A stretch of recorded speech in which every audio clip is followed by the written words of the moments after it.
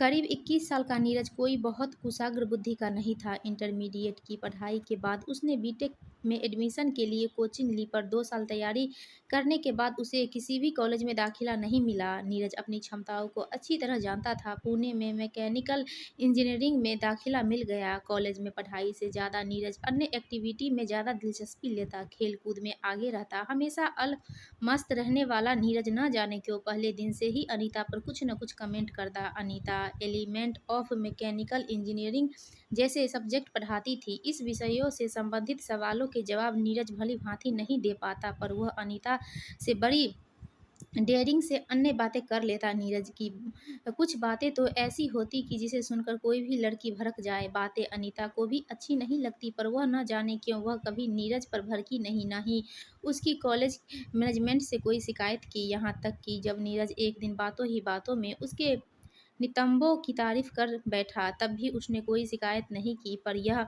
बात सुनकर उसने रिएक्ट जरूर ऐसे किया जैसे उसे यह बात बेहद नागवार गुजरी हो। नीरज ने जब एक दिन हंसकर शादी के लिए प्रपोज किया, तब भी उसने ऐसे ही रिएक्ट किया। पर उस रात जब उसकी आंखें अचानक खुली, तो नीरज की कही बात सुनकर वह मन ही मन मुस्कुरा पड़ी। न जाने क्या था नीरज की आंखों और उसकी बातों में कि अनीता ने अपने से करीब 3-4 साल छोटे अपने स्टूडेंट की उन बातों को, जिन्हें लोग अश्लील कहते हैं, पुरजोर विरोध नहीं किया। कभी कभी तो जब अनीता तन्हाई में होती, तो नीरज उनके ख्यालों में आ जाता और कोई न कोई ऐसी बात कहता जिसे सुनकर अनीता बाहर बाहर से तो गुस्सा दिखाती, पर मन में एक गुदगुदी सी महसूस करती। उस दिन जब नीरज डेयरिंग करते हुए अनीता से मिलने उसके फ्लैट पर आ गया, तो अनीता उसके जाने तक सिर्फ यही सोचती रही कि कहीं उसे अकेली देखकर उसके साथ गलत हरकत न कर दे। पर नीरज ने ऐसा कुछ नहीं किया।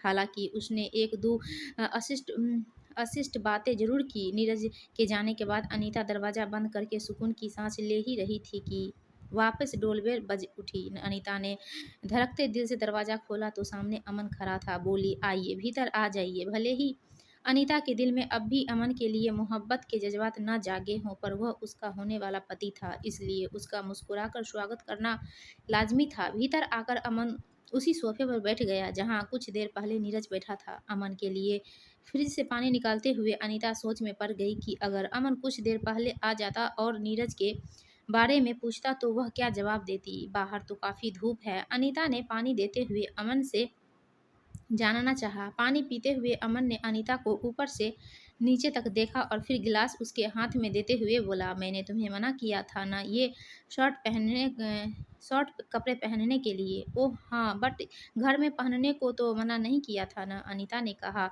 और फिर बात बदलने की गर्ज से झट से बोली, आप चाय लेंगे या कॉफ़ी? चाय, अमन सोफे पर पसर कर ऑर्डर देने के अंदाज में बोला। अनीता किचन की ओर जाने लगी तो अमन ने कहा, अनीता, मैं चाहता हूँ तुम इस तरह के कपड़े घर पर कभी मत पहनो। अरे, घर में इस ड्रेसिंग में क्या प्रॉब्लम है? और फिर आजकल यह नॉर्मल ड्रेसिंग है, ज़्यादातर लड़कियाँ पहनना पसंद करती है। चाय बनाने जा रही अनीता ने रुककर अमन की बात का जवाब दिया। नॉर्मल ड्रेसिंग है, लड़कियां पसंद करती हैं, इसका मतलब यह नहीं कि तुम भी पहनोगी। अमन के स्वर में थोड़ी सख्ती थी। अरे, इस तरह की ड्रेसिंग में मैं कंफर्ट फील करती हूँ और मुझे भी पसंद है ये सब पहनना। अनीता ने अपनी बात रखी। पर मुझे पसंद नहीं है अनीता, तुम नहीं पहनोगी आज के बाद यह ड्रेस।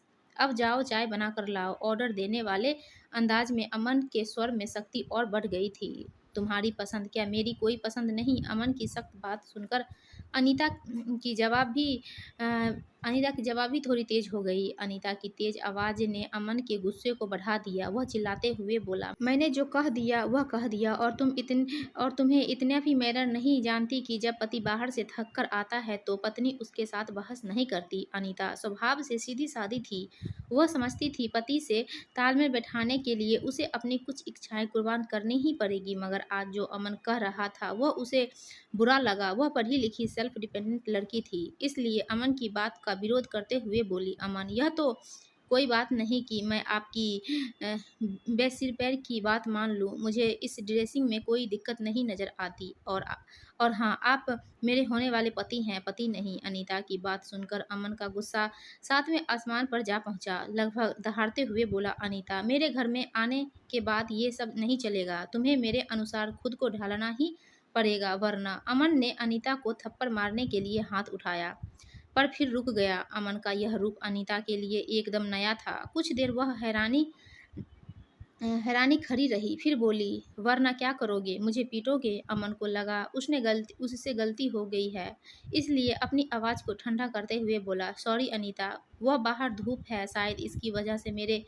सिर में पागलपन भर गया था। मैं गुस्से में बोल गया। चलो अब तो अपने नर्म नर्म हाथों से चाय बनाकर लाओ डियर। धूप से घर आने वाले व्यक्ति को क्या इस बात का सर्टिफिकेट मिल जाता है कि वह अपनी पत्नी को डांटे, उसे पीटे? अनीता की बात में भी अब गुस्सा था। अमन कुछ देर अनीता को देखता रहा, फिर मन ही मन कुछ सोचकर बोला, अच्छा ठीक है, जो मेरी होने वाली बीवी मेरी थकान उतारने के लिए मुझे अपने कोमल हाथों से बनाकर चाय नहीं पिला सकती तो मैं अपनी प्यारी खूबसूरत पत्नी का गुस्सा उतारने के लिए उसे चाय बनाकर पिलाता हूँ, कहकर अमन किचन की ओर बढ़ गया। वह भले ही उच्च शिक्षा प्राप्त लड़की थी, पर थी तो फीमेल, नॉर्मल फीमेल। अचानक उसके मन में ख्याल जगा कि कहीं सही में बाहर की धूप और थकान की वजह से अमन ने गुस्से में तो उस पर हाथ उठाना नहीं चाहा, केवल हाथ ही तो उठाया, मारा तो नहीं। और अब वह जब गुस्से में है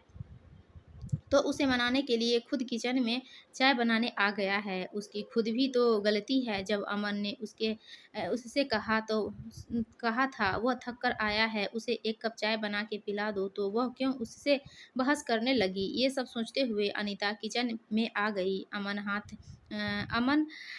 अमन हाथ में लाइट लेकर गैस जलाने जा रहा था। आप चलकर पंखे में बैठिए, मैं चाय बनाकर लाती हूँ। अनीता अमन से लाइटर लेने की कोशिश करते हुए बोली, नहीं, अब तो मैं ही चाय बनाऊंगा। अमन ने अनीता का हाथ हटाकर गैस जलाने की कोशिश की। अनीता ने फिर लाइटर लेने की कोशिश की, पर अमन ने फिर मना किया। अनीता ने गैस जला रहे अमन का हाथ पकड़ लिया। अमन ने अनीता का हाथ छुड़ाने की कोशिश की। इसी छीना झपटी में अनीता फिसल कर अमन की बाहों में गिर गई।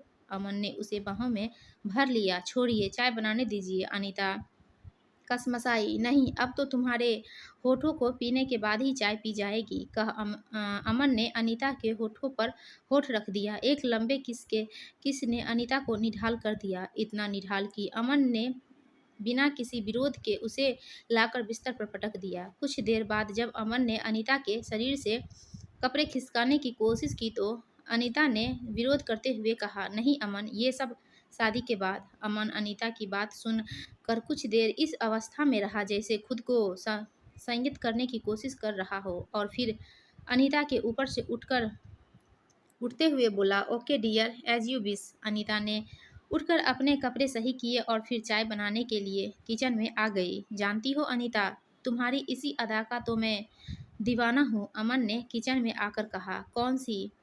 अनीता ने बर्तन में पानी डालकर गैस पर चढ़ाते हुए पूछा। यही कि ये सब शादी के बाद, अमन ने मुस्कुराकर कहा। अमन की इस बात पर अनीता भी मुस्कुराकर रह गई। मैं भी यही चाहता हूँ कि मैं तुम्हारे जिस्म को अपनी सुहागरात में पाऊँ, अमन ने अनीता के पीछे आकर उसके गले में बाहें डालकर कहा। अनीता कुछ नहीं बोली, उबलते पानी में चाय पत्ती और शक्कर डालती रही। पर हर व्यक्ति अपने मन में यह अरमान पालता है। अमन अपनी उंगलियों से अनीता के गालों को धीरे धीरे सहलाते हुए बोला, कैसा अरमान? अनीता ने पूछा। यही कि उसकी बीवी अनछुई हो और सुहागरात को अपने पति को तोहफे में दे, कहकर अमन प्लेट से बिस्किट उठाकर खाने लगा। अमन की बात सुनकर अनीता को धक्का लगा। अगर लड़की अनछुई न हो, एक इंसान कैसे उसे प्यार कर सकता है? तुम ही बताओ अनीता, कोई व्यक्ति किसी ऐसी लड़की के साथ पूरी जिंदगी कैसे रह पाएगा जिसने शादी से पहले ही ये सब? क्या उसका दिल ऐसी लड़की को कभी कबूल कर पाएगा? और सोचो तब क्या होगा जब किसी दिन वह इंसान सामने आ जाए जो उस लड़की का प्रेमी रहा हो। बोलो अनीता, उस व्यक्ति पर यह सोचकर क्या गुजरेगी कि यही वह आदमी है जिसकी वजह से उसकी बीवी ने शादी से पहले ही अपनी इज्जत खो दी। ऐसी लड़की से शादी के बाद तो जिंदगी नर्क बन जाएगी, नर्क, अमन बोले जा रहा था। अनीता पत्थर की मूरत बने सुनते जा रही थी। चाय उबल कर नीचे फैलती जा रही थी। जैसे जैसे शादी की तारीख नज़दीक आ रही थी, अनीता को अमन की असलियत का पता चलता जा रहा था। एक दिन तो अमन ने सारी सीमाएं ही लांघ दी। अनीता की ज़िंदगी से ज्यों-ज्यों दिन आगे बढ़ रहे थे, वैसे-वैसे उसकी ज़िंदगी में जद्दोजहद बढ़ती ही जा रही थी। नीरज की बेबाकियाँ बदस्तूर जारी थी और अनीता ने न जाने क्यों कभी उसकी बेबाकियों पर कोई प्रतिबंध लगाने की कोशिश नहीं की। नीरज स्टूडेंट और टीचर के रिश्ते से हटकर अपने से करीब 3-4 साल बड़ी अपनी टीचर अनीता से प्रेमी प्रेमिका का संबंध बनाना चाहता था। अनीता का भी दिल कभी कहता कि अनीता, यह नीरज तुझे बहुत प्यार करेगा, यही लड़का। दोस्तों, आगे की कहानी सुनने के लिए प्लीज़ पार्ट 3 देखें।